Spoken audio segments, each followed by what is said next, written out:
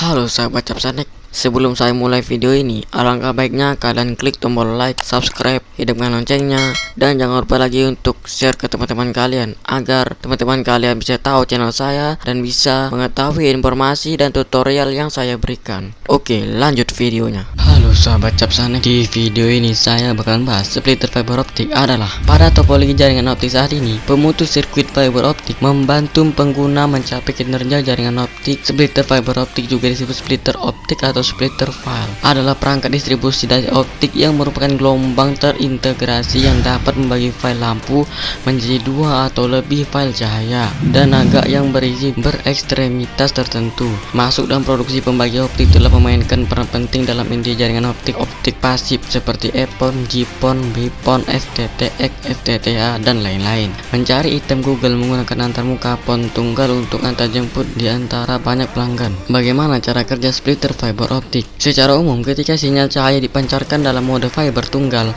energi cahaya tidak dapat sepenuhnya terkonsentrasi pada inti fiber. Sejumlah kecil energi akan didistribusikan melalui lapisan fiber, yaitu jika dua fiber cukup dekat satu sama lain, cahaya transmisi dalam fiber optik dapat memasuki fiber optik lainnya.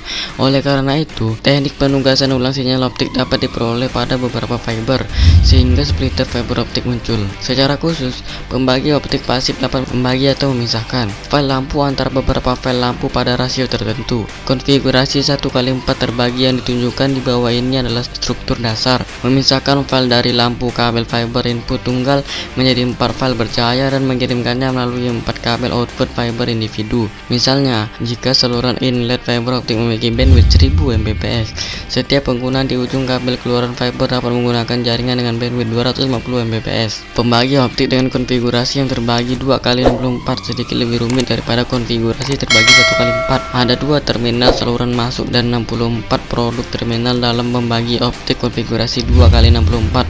Fungsi ini terdiri dari membagi dua file bercahaya dari dua kabel fiber individu hingga 64 file cahaya dan mengirimkannya dengan 644 outlet kabel fiber individu dengan cepat pertumbuhan FTTX di seluruh dunia. Kebutuhan akan konfigurasi yang lebih besar dibagi menjadi jaringan telah meningkat untuk melayani pelanggan massal. Jenis splitter fiber optik diklasifikasikan dengan gaya kemasan. Pembagi optik dapat diatur ke ujung dengan berbagai bentuk konektor dan paket utama. Mungkin merupakan jenis hidangan atau jenis tabung tahan. Kotak splitteran fiber optik umumnya digunakan dengan kabel diameter luar 2 mm atau 23 mm. Sedangkan yang lain umumnya digunakan dalam kombinasi dengan kabel fiber diameter luar 0,9 mm. Selain itu, ia memiliki berbagai konfigurasi splitteran yang berbeda, seperti 1x2, 1x8, 2x32, 2x64, dan lain-lain. Diklasifikasikan oleh media transmisi. Menurut media transmisi yang berbeda, ada pembagi optik mode tunggal dan pembagi optik multimode. Pembagi optik multimode menyiratkan bahwa fiber dioptimalkan untuk operasi 850 nm dan 1310 nm. Sedangkan mode tunggal berarti fiber yang dioptimalkan untuk operasi 1310 nm dan 1550 nm. Selain itu, berdasarkan perbedaan panjang gelombang saat ini, ada jendela optik dan jendela ganda. Penggunaan pertama dari panjang gelombang kerja, sedangkan splitter fiber optik kedua menggunakan dua panjang gelombang kerja. Diklasifikasikan dengan teknik manufaktur. Splitter FBT didasarkan pada teknologi tradisional untuk menyatukan fiber di sisi fiber dengan biaya lebih rendah. Splitter otomatis berdasarkan teknologi sirkuit gelombang planar ringan yang tersedia dalam berbagai laporan terbagi termasuk 1:4, 1:8, 1:16, 1:32, 1:34, dan lain-lain, dan dapat dibagi menjadi beberapa jenis seperti itu sebagai separator PLC telanjang, splitter automaton bebas blok, ABS splitter, kotak splitter, LGX, PLC fan splitter mini tipe pelanggar jenis PLC, dan lain-lain. Bagaimana saya memilih splitter fiber optik yang benar? Secara umum, pembagi fiber optik superior harus lulus serangkaian pengujian yang ketat. Indikator kinerja yang akan mempengaruhi pembagi fiber optik dengan sebagai berikut. 1. Hilangnya penyisipan mengacu pada dB dari setiap output sehubungan dengan kerugian input optik. Secara umum, semakin semakin rendah nilai kerugian penyisipan, semakin baik kinerja pembagi. 2. Kehilangan kembali juga dikenal sebagai hilangnya refleksi, mengacu pada hilangnya daya sinyal optik yang dikembalikan atau dipantulkan karena diskontinuitas pada jalur fiber atau transmisi. Biasanya semakin besar penggantian semakin baik.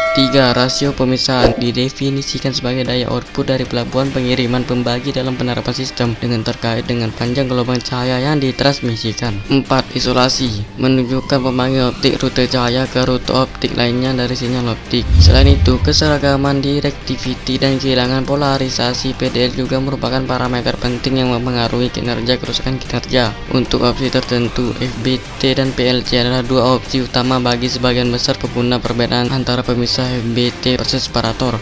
PLC umumnya dalam panjang gelombang operasi, rasio pemisahan, atenuasi, asimetris dengan cabang, tingkat kesalahan, dan lain-lain. Kira-kira pemisah FBT dianggap sebagai solusi hemat biaya.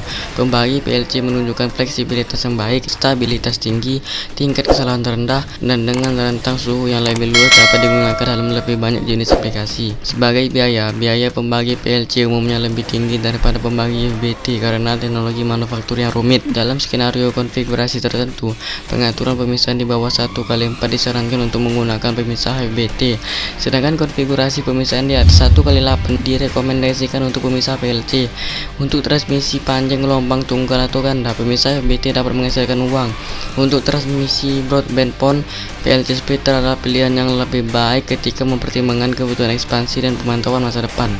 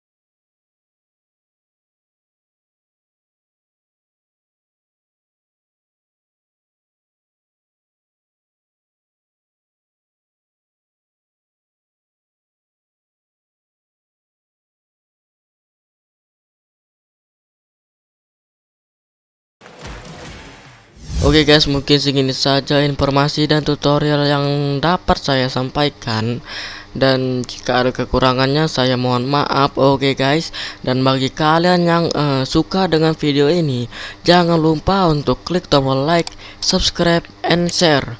Oke guys, dan bagi kalian yang mempunyai ide menarik untuk saya bikin video apa, kalian bisa komen di bawah video ini. Oke guys, dan sampai bertemu lagi di video yang selanjutnya. Bye.